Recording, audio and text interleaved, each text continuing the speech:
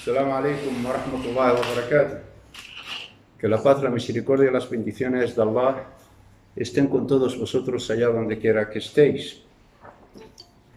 Que la paz, la misericordia y las bendiciones de Allah estén con todos vosotros. Oh Allah, derrama tu misericordia, tus bendiciones y tu salvación sobre tu siervo y mensajero Muhammad, así como sobre sus ilustres y honorables padres Ibrahim y Ismail, y con todos aquellos que sigan su senda, y nos incluyas entre ellos, oh Allah, en esa misericordia tuya tan holgada con la que abarcas a todas las cosas. Hoy, con la ayuda de Allah, vamos a hablar de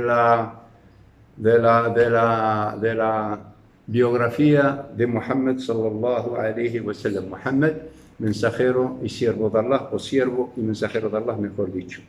Hemos dicho los trabajos que ha hecho eran pastorear, por eso nos dijo, el otro día lo dije pero no lo hemos grabado, por honor a nuestros hermanos que no están aquí, pues les demos la grabación para que no estén huérfanos, ¿no? Hemos dicho que ha trabajado asalariado como pastor para la gente de la Meca. Y hemos dicho que nos dijo Rasul sallallahu alaihi wasallam que todos los mensajeros han sido pastores de ovejas, de camello. Los sabios dicen que el que no aprende a pastorear los animales no puede pastorear a la gente. Tiene un poquito de entendimiento esto, ¿no? Uno de los últimos trabajos que hizo fue a la edad de los 25 años, cuando viajó a Siria como responsable de la caravana de Khadija, que ella le llamó para darle un trabajo y darle comisión, lo que hacían en aquella época. Khadija, debemos de saber que era una señora muy comerciante, era de un excelentes modales, de una inteligencia tremenda, que la habían pretendido los honorables de Quraysh para casarse con ella, pero ella lo rechazó.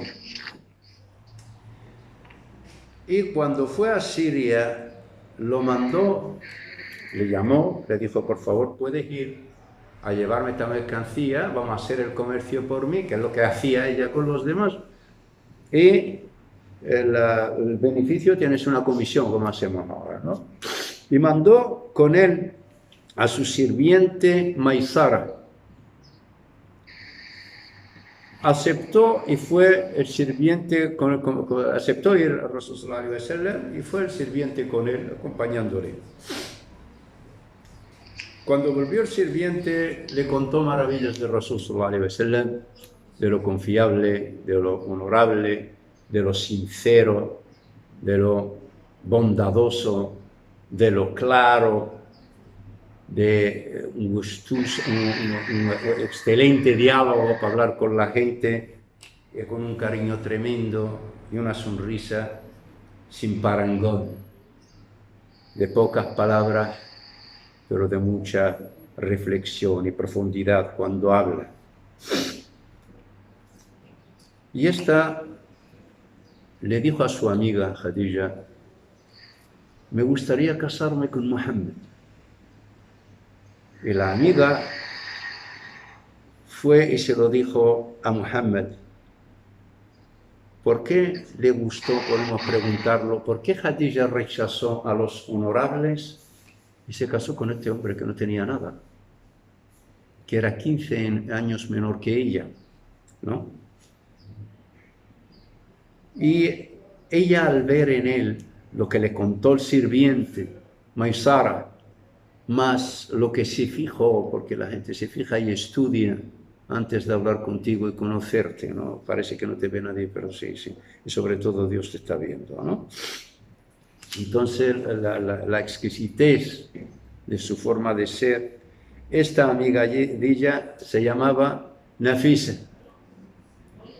Esta Nafisa, hija de Munia, quien inmediatamente fue a informar a Muhammad sallallahu alaihi wasallam de lo que le dijo Khadija, ¿no? Y Muhammad sallallahu alaihi wasallam aceptó y dijo a sus tíos que hablaran con los tíos de Khadija para arreglar esta bendita y maravillosa boda y uno de los amores más grandes que ha habido sobre el planeta Tierra. El matrimonio fue presenciado por Banu Hashim y los líderes de Mudar. La dote constó de 20 camellos. Ella tenía 40 años y era considerada la mujer de mejor linaje, de riqueza y sabiduría, como dijimos anteriormente. Fue la primera esposa del mensajero sallallahu alaihi wasallam, que no volvió a casarse. La costumbre que había en árabes en aquella época, pues se casaban con muchas mujeres, ¿no? No te vamos a hablar de una cosa cuando hablan de las 4 mujeres. Cuidado con este versículo, ¿no? Dice, de las huérfanas, desposaros con 1, 2, 3 o 4, pero si teméis a no ser equitativos, con una os basta. Por lo tanto, el Corán es el único libro celestial que habla de una sola esposa. Si teméis a no ser equitativos, con una os basta. Porque había viudas, cuentan los sabios y hay gente competente en la historia, viudas y huérfanas. Entonces los adinerados, los hacendados, pues abusaban de ellas por nada, ¿no? Lo que han hecho en la guerra civil de España, los terratenientes en Madrid abusaban de quien sea por un chuco de pan. Bueno, eso no queda muy lejos, queda cerca, ¿no? Y más hace 1400 y pico años, ¿no? Entonces, para abusar, para cásate con ella, llévate a la casa para que tenga por lo menos sus derechos. Uno. Segundo, te digo, aquella época, Rasul sallallahu alaihi wasallam, a pesar de ser más joven que ella, no se casó con otra mujer hasta que murió Khadija. Con la extensión de Ibrahim, como dijimos el otro día, Khadija fue la madre de todos los hijos de Rasul sallallahu alaihi wasallam. Vamos a decir los nombres: el Qasim, Zainab, Ruqayya, Kalthum, Fátima y Abdullah, también llamado Tayyib y llamado Tahir. Todos sus hijos varones murieron, como dijimos, cuando eran niños, ¿vale? Y todas sus hijas, excepto Fátima, murieron en la vida de Rasul sallallahu alaihi wasallam. Fátima, la única que murió 6 meses después de él. Antes de morir Rasul sallallahu alaihi wasallam, nos cuenta Fátima, que Allah esté complacido con ella, nos cuenta Aisha de Fátima. Siempre se levantaba y besaba a Fátima, la hija, en la frente, la sentaba con él, siempre como si fuera una emperatriz, ¿no? La sentaba sobre él, le abrió al oído y Fátima se puso a llorar. Luego la acercó, le habló otra vez y se puso a reír. Cuando falleció Rasul sallallahu alaihi wasallam, Aisha le dijo a Fátima: oye, ¿por qué te acercó la primera vez? Lloraste.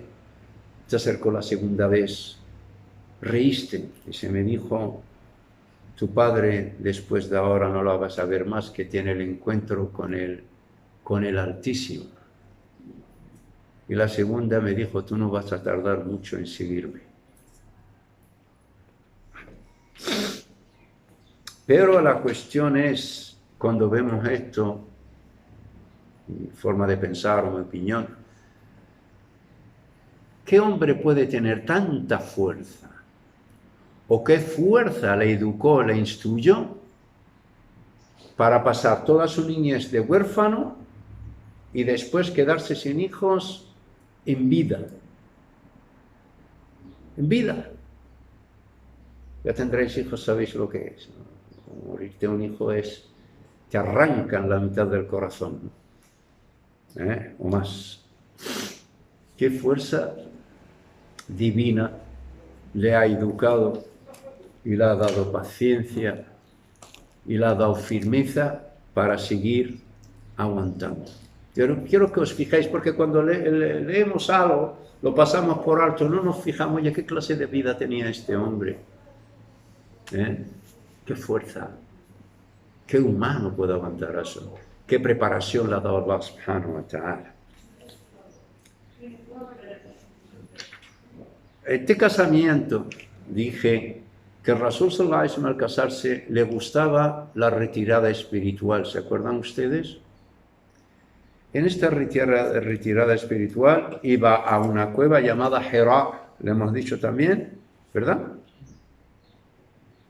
Al Rasul sallallahu alaihi wasallam, para nuestra información, él nunca ha adorado ídolos, los detestaba, los despreciaba. ¿Y para qué iba precisamente a la cueva de Hira? Llevaba comida con él y la repartía a los pobres que encontraba por el camino. Iba para reflexionar y ver qué es la fuerza o quién es la fuerza que conduce todo este universo. Como nuestro padre Abraham, ¿no? Que miró al sol, miró, ya cuando empecemos los mensajeros hablaremos de él, ¿no? ¿Quién es el que? Porque es que nosotros ni nos fijamos, ¿no? Salimos por la mañana, entramos por la noche, dormimos, nos levantamos, vemos el sol otra vez, la luna por la noche, jajaja, ya está. No nos fijamos, oye, ¿y quién mueve esto?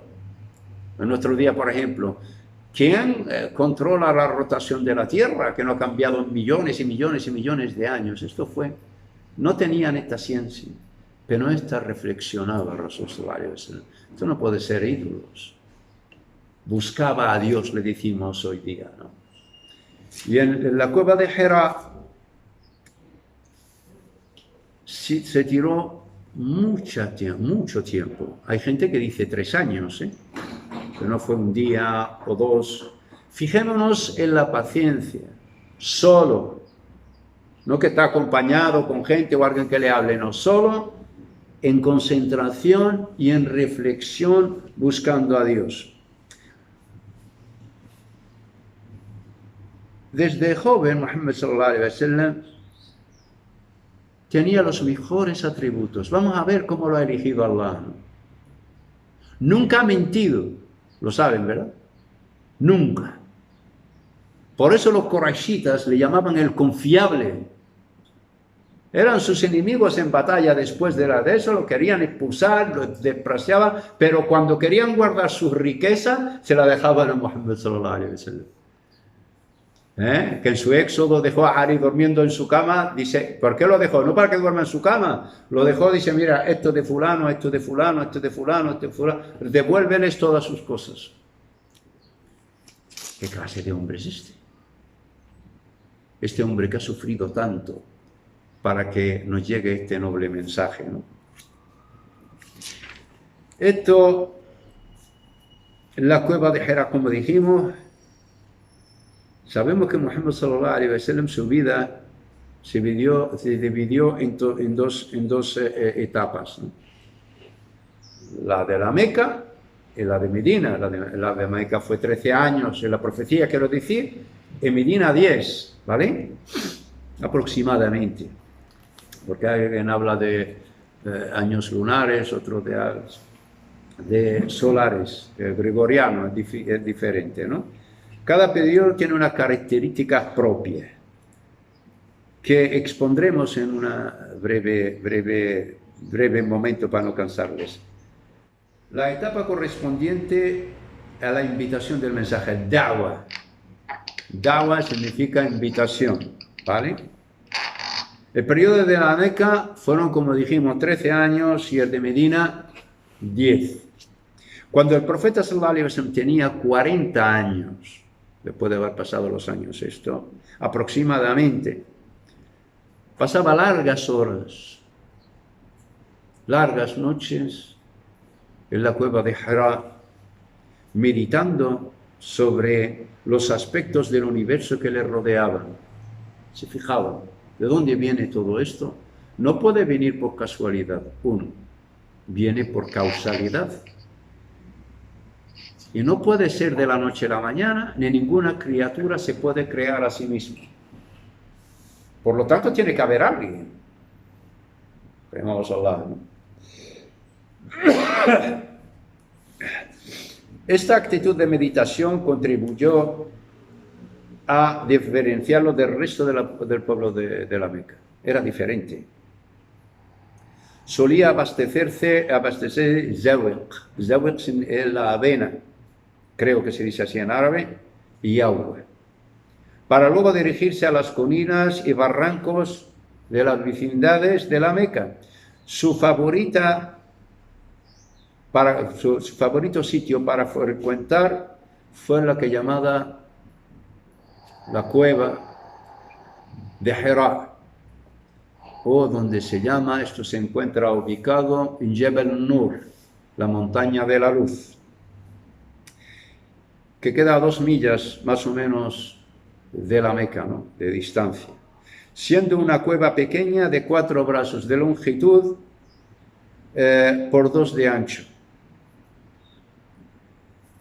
Siempre que iba a ese lugar, alimentaba, como dijimos antes, a todo pobre o necesitado que encontraba camino. Lo poco que llevaba lo repartía. La mayoría del tiempo lo dedicaba a la devoción. Y especialmente en el mes de Ramadán.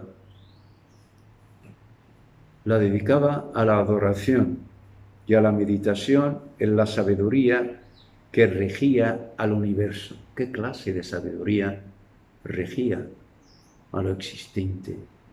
Porque tiene que haber un regidor, eso no puede ser solo, como dicen alguna gente, de la casualidad. No. Su corazón se encontraba dolido a causa de las decadencias morales y idolatría que era practicada en aquella época. Dijimos, por la gente de Quraysh, dijimos que había 360 dioses. ¿Se acuerdan? Se sentía desamparado por no encontrar una solución definitiva. Claro, pero es que si nosotros para entender esto deberíamos de poner en su lugar, ¿no? Que estés buscando tú al que rige todo esto y te encuentres solo. Aparte de nuestra madre Khadija, que Allah esté complacido con él, pero él buscaba quién es el regidor, quién es el controlador, quién es el programador. Algún medio que sirva para seguir. Pedía, a ver, ¿qué busco? ¿Qué camino? ¿Por dónde tiro? ¿A qué le pregunto? Y corregir las enfermas costumbres de su pueblo. Este estado de soledad, acompañado de un estado de contemplación, debe comprenderse desde una perspectiva divina. Era esta la etapa preliminar del periodo de gran responsabilidad que aproximadamente debería de desarrollar. Primero, vemos que, como dicen los sabios, tiró 3 años yendo a esta cueva. Imagínense, vamos a hacer un poco el flashback, ponte en su lugar. Noches y noches rezando durante 3 años, nos enseña aquí la paciencia, aparte de la paciencia que ha tenido. Retirarse de toda la gente de Quraysh, porque podía estar viviendo como le da la gana, si por el dinero, por mujer, por lo que quiera, tenía todo. Sin embargo, se iba a buscar a quién ha creado esto y quién lo dirige. Detestaba a todos los dioses que adoraban a los demás. ¿Cómo era diferente a todos? ¿En qué sentido? ¿Cómo?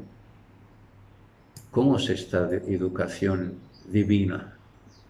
¿Cómo es esta disciplina tan exquisita que puede tener un hombre así, ¿no? Este fue lo que llamamos nosotros mensajero de Dios, Muhammad sallallahu alaihi wasallam. La reclusión y el desapego por las impurezas de la vida fueron 2 requisitos indispensables para poder enfrentar lo que Allah, alabado y altísimo sea, le tenía conservado. Una forma de prepararlo para asumir tan importante compromiso y para cambiar la faz de la historia, de la tierra. Cambiar todo, ¿cómo? Y alterar para siempre el curso de la historia, ¿cómo? Tú solo, sin nada ni nadie, cambias la historia. Tú puedes cambiar tu mundo si sigues tu camino bien. Si sigues la guía, no esperes que cámbiate tú por dentro y cambiarás a los demás. La preparación está. Entonces digo yo, bueno, este señor sallallahu alaihi wasallam, Allah lo preparó para llevar el mensaje celestial. Muy bien. Y nos dice en el Corán que es un ejemplo a seguir. no vamos a ser como Rasul sallallahu alaihi wasallam, pero debemos de entender que somos mensajeros del mensajero. Debemos de llevar la misiva, ¿no? Debemos llevar el mensaje. Por eso el mismo mensajero de Allah sallallahu alaihi wasallam dice, transmitid de mi parte aunque sea una ley, una cosa, algo, un bien, que lo hayamos aprendido de Rasul sallallahu alaihi wasallam, ¿no? Hasta el comienzo de la misión, como dijimos el otro día, desciende el arcángel Gabriel, que se dice en español, Jibril, que la paz sea con él, cuando tenía 40 años, más o menos, pero no sabemos si dicen que era 40 años, lunares, 39 años y pico, solares, hay muchos dichos, pero van a estar rebuscando mucho. La vida, según se dice, la edad del profeta son ordenados a infundir el mensaje, porque ahora le podemos pensar, ¿por qué 40 años? ¿Qué es lo que nos dice Allah sobre 40 años en el Corán? Y cuando llegó a su plenitud y cumplió 40 años, ¿no? En Surat Yusuf, ¿no? Varias horas. Es cuando se asienta la mente, cuando se completa. De 40 años ya no puedes seguir para arriba, sino vas bajando. Para llevar este divino mensaje, el cual muchas veces hacemos caso omiso, que pedimos a Allah subhanahu wa ta'ala que nos enseñe cómo seguirlo con pureza. Bueno, para no cansarles, la fecha exacta cuando descendió, dicen que el 21, 18, 25, pero dicen aquí los sabios que si es en Ramadán, como dice Allah en el Corán, que es en la noche del decreto, mucha gente dice que el 27, pero aquí dice un sabio, no, que en ese año, si él nació un lunes, es un 21 de Ramadán. A él le sacaron toda la fecha sobre el calendario lunar que ellos tenían, ¿no? Y este tenía yo un nombre de él por aquí. Bueno, ya lo buscaremos. Esto equivale a 39, el 22, el día del calendario gregoriano, pero es el 21 del mes de Ramadán, porque si es lunes, como dijo él cuando le preguntaron, sallallahu alaihi wasallam, ¿por qué ayunas el lunes y el jueves? Dijo, ayuno el lunes porque en él nací, y ayuno el jueves porque el jueves cuando se juntan las obras de la semana y ascienden hacia el cielo, y quiero que mis obras asciendan estando en ayuno.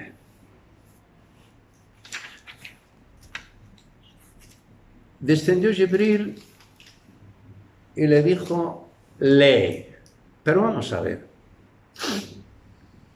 Antes de la revelación de Jibril, Rasul sallallahu alaihi wasallam tenía sueños, ¿no? Nos cuenta Aisha radiyallahu anha, ¿no? Que la esté complacida con ella, nuestra madre Aisha, dice que lo que soñaba se le presentaba al día siguiente tan claro como la claridad de la mañana. Vamos, que se hacía real todo lo que es. Esta es la preparación de la profecía. La preparación de la profecía es esto. Después a venir Jibril, le dijo, lee. Dice, no sé leer. Se lee, dice, no sé leer. Dice, me agarraba, perdón, al principio, me abrazaba con tanta fuerza hasta sentirme sin aliento. Me decía, lee. Dice, no sé leer, y me soltaba. La segunda me apretaba tanto, me decía, lee. Me soltaba. La tercera me agarró fuerte, me soltó, me dijo, lee. Dice, no sé leer, y me dijo, lee en el nombre de tu Señor, el que ha creado toda la existencia. Lee que tu Señor es el más generoso. Entonces Rasul sallallahu alaihi wasallam empezó a decirlas, repitiéndolas, y fue corriendo temblando, despavorido, con miedo, que es lo que le había pasado a Khadija. Y cuando llegó a la casa, le dijo, tapadme, tapadme. Esto lo dijimos el otro día, pero no lo grabamos para los hermanos, para no decirlo otra vez. ¿Qué es leer? ¿O para qué leemos? Para formarnos. Te dice, una persona está formada en medicina, en la universidad tan. Primero nos informamos en la universidad y luego nos formamos. Por eso viene 2 veces lee.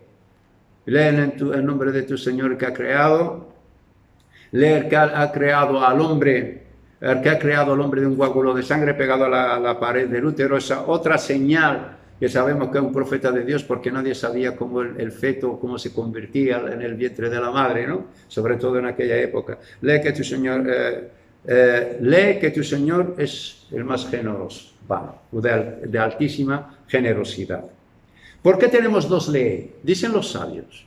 El primero para informarte y el segundo para estudiar lo leído. Porque debajo dice el que enseñó al hombre, le enseñó por medio del cálamo. El cálamo es la pluma, ¿no es cierto? Y la pluma escribe. Entonces, lee y escribe no es lo mismo. No. ¿Y qué quiere decir esto? Cuando te informes, estudies la información que has tenido y lo tengas con firmeza en tu cabeza, archívala para que aquel que venga después de ti empiece donde tú has terminado. ¿Vale? ¿Qué quiere decir en pocas palabras? Progreso humano. Y después se interrumpió la revelación. Y esto vamos a parar la grabación aquí, para hacer otro vídeo. Seguimos en esto lo que está, ¿vale? Assalamu alaikum wa rahmatullah. Seguimos, no corten ustedes.